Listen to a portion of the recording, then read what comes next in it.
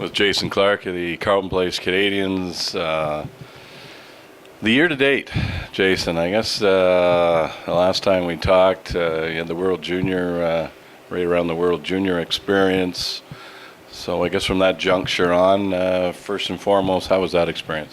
It was great. It was anytime you can represent your country at a world stage like that, it's obviously a big honor. And it was my second year doing it, and the second year around was found a little less stressful. Kind of knew what to expect and what the expectations were, and how the tournament ran, and playing my second time playing against international competition. So it was a little easier for sure. And we knew that we had to change a few of our philosophies on player selection and how we ran our camp, and everything that the group of guys put together came into fruition at that camp. And we were able to win a silver medal. Obviously, losing 4-0 to the U.S.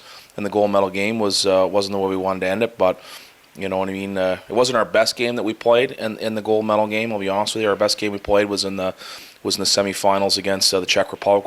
Was our best game in the tournament, but was really proud of the kids that were on the team that represented their families, their organizations, and represented their country very well, and really had a lot of fun working with a group of guys that I was working with. So it was a great experience from start to finish.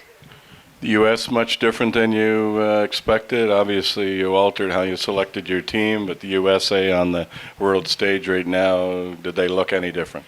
Oh, they're just fast. I mean, when you got they have a selection from the USHL. They're not taking their players from the North American League, so USHL is obviously a little bit better league than ours. And we got two teams. We got Team West and we got Team East. And what the U.S. brought was very good players. I mean, they were a fast team, well coached, very structured. And I think with a few different bounces in the gold medal game, especially with I think it was like 30 seconds left in the first period when they squeaked the first one. It was kind of just a bad bounce. I think the game might have been a little bit different, but you got to give hats off. They were a very well coached team, a lot of structure, a lot of speed, a lot of skill. So the better team won. They were better than us that night, but nothing for us to hold our heads down for. That's for sure. That was approximately around the halfway mark in the schedule, and obviously coming up was the trade deadline. How much different is your team at that particular junction compared to last year, and how did you address things? Our staff had been talking about it for a while, I would say probably since the beginning of November, and we really wanted to evaluate our team in the month of November and December to see if we really needed to make any changes, and we really like the way our guys have stepped up. I think the guys that we have made trades for prior to the trade deadline, and then some of the kids that we've recruited and traded for in the off season have really done a really good job so far. So it's still a little bit of a process of trying to figure out what it's like to be a Carleton Place Canadian every day, but it's the process is getting a little better. We're getting a little bit more consistent, and I don't think it was really in need for us to make any changes. So we talked to a few teams about a couple players, but nothing that kind of really piqued our interest or we thought was going to make our hockey club better. So we stayed put exactly with what we had, since December the 10th. So we're happy, and we're happy that the trade deadline's over, and I'm sure the players are all happy, and we just can get down to business and make sure that we're continuing to get better every day. You mentioned consistency in there. One thing this organization been consistent is moving players on to bigger and better things and D1 commitments. You've got another incredible foray together, especially your back end. Yeah, it's just not. It has nothing to do, obviously, with just myself. We've got a lot of people that put a lot of hard work in. Gary McGee, who's our educational coordinator, is really the key guy behind the scenes of being able to put together their player resumes, making sure that all our guys are eligible, making sure that they're sending all the information that the schools need to the admissions, and he's the one that kind of helps them, pick the schools and courses, and can some of our players be on academic scholarships plus athletic to help it out, because teams only get, I think it's 15 athletic scholarships. So with Gary working with the way he does behind the scenes with the schools and on academics, it really kind of makes our player packages that we get from the NCAA a lot better. So he's a real key piece of it. Obviously, the player is the biggest piece, so the players that have gotten scholarships this year and last year have certainly deserved the credit that they've gotten and the packages that they've gotten. So it's good. That's what hockey's all about. It's about and this league's about is about moving players on, and not only with hockey stuff, but with school, being a student athlete, learning time management skills, playing in a team environment, and just becoming a good young man. Consistency again, sitting atop the CCHL, standings continually, which is very, very impressive. This year, home record, road record, fairly identical.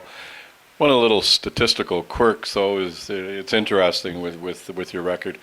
1-goal games, you're around 500. How this is one of those quirks?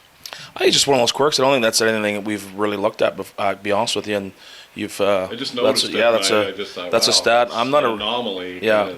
When I use this comment a lot with when it comes to hockey. We don't really count wins and losses. I'm not a real big statistics guy. To be honest with you, for us, it's always been standard of play, whether it's at practice, whether it's during the games, and I think that's the biggest thing that we focus on is our standard, not what our record says, not what other people may perceive our record to be or perceive if we're on a hot streak or not on a hot streak. I think it's about standard of play, and our standard over the last 3 or 4 games has not been where it needs to be, and we addressed that this week in practice, and we've got a really tough weekend this weekend. We play 3 games in 3 days, and this will be a tough place. I mean, Brockville beat us pretty handily here, 3-1, and then back home beat us 4-0. So they've got our number right now. There's no doubt about that, and we need to be prepared, and our players need to understand that they better play the right way tonight if we want to get 2 points. Yeah, interestingly, the Braves 2-1 on the season series, winning the last 2, taking advantage of your only kind of lull in the season where you'd lost 3 in a row, but you've had 7-game winning streak, about 3 6-game winning streaks. Again, consistency. But in this season series, the Braves are up 2 games to 1. What have you seen in the first 2 or 3 games? Well, you want to see a team that Colin Burkus plays, and I mean they're very good defensively. They're responsible with their assignments down low in the offensive zone, and I don't think they're going to wow you too much with their offensive abilities. They've got some guys that can make plays and score, but they're just a responsible hockey club. I mean, it's a lot different from what the team was last year. Or they were a little bit more run and gun, and this team is very responsible with the puck and without the puck. And when you're playing teams like that, you need to be able to make sure that you're winning those 50-50 battles, right? Those battles that are in front of the net are the ones that are on the wall. You need to be able to make sure you win those battles. So it starts there. So that's something that we didn't do the last 2 games we played them, and they outworked us and outplayed us. And we're hoping our guys are prepared, and I think that the coaching staff has done a good job this week in preparing the hockey club. So hopefully the guys respond and come out with a good effort tonight. Yeah, not easy for the Braves either. They've lost 3 in a row. Tough way to try and snap that streak tonight. Thanks for doing this, Jason. Thanks for having me. Jason Clarke of the Clarke Place Canadians.